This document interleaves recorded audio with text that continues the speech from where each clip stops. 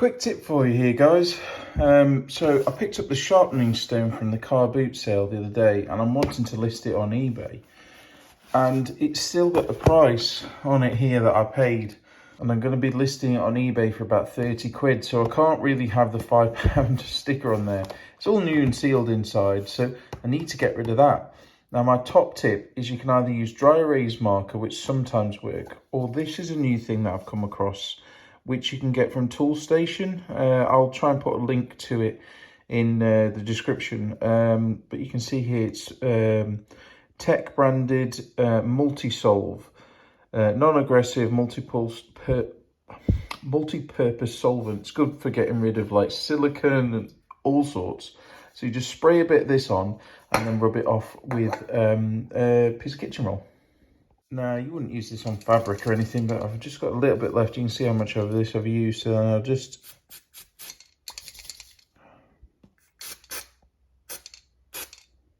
Gosh, put quite a lot on there. Doing it one-handed, and you can almost see it just dissolving. Just give it a wipe.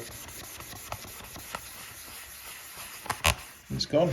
Now it's got into the nooks and crannies there. It smells gorgeous, this stuff does. But that should all evaporate, and gets rid of permanent marker. An absolute treat. So it's a good little hack as well if you've got kids who get hold of a permanent marker. Now what you can do is you can spray it, which I probably should have done, sprayed it on the kitchen towel and then rubbed it in because it's gone everywhere. But yeah, this is not cheap. I think it's about 12-13 quid a can, but I have had this for years and for months and months and months and months.